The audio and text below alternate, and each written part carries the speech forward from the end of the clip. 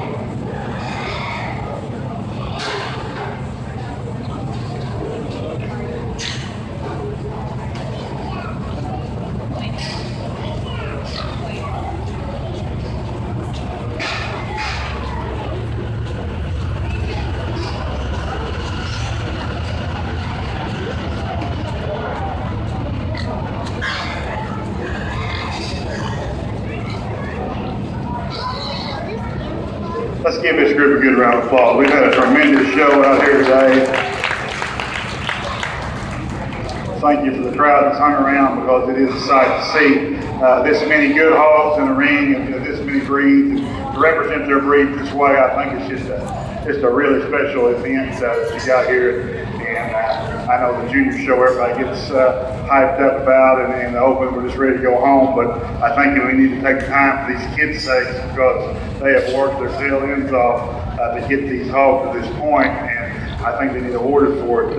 This program is near and dear to my heart. I know it is being student. I do this for on a daily basis, work with kids and work with hogs, and that's my two passions in life. And anytime I get on this stage, I sure jump at the chance, because I've enjoyed myself today and enjoyed working with these good kids, and they are driving behind some good hogs, and I don't think it gets any better than that. Our program is extremely important. I think we need to take care of it. I think we need to get these kids hogs that will be good projects for them, hogs that won't have problems, won't stress out, don't die on them. They can get and work with them and have a good experience, and have some ownership and have some responsibility. And there's so many things you learn in a project as far as handling money and meeting friends. I mean, it goes on and on. I think it's the best. My kids went through it, and they're both awesome. I graduated my last one this year, and I wouldn't do it in the way they showed, since they just got size right here. So that's the way I did it, and I wouldn't change a thing. Out here for champion, we're really impressed with the quality. We think it comes down to a pair, and really there's 4 or 5 out here. There's some breed hogs out here that's just way special in the breed. This Hampshire hog is just for the things he represents for his breed is really good. He's a really flawless design hog. His feet and legs impeccable. He comes back just a little bit fuller each time, and man, I can think what he looked like 10 days ago. The Yorkshire hog has come back and looks really good to me.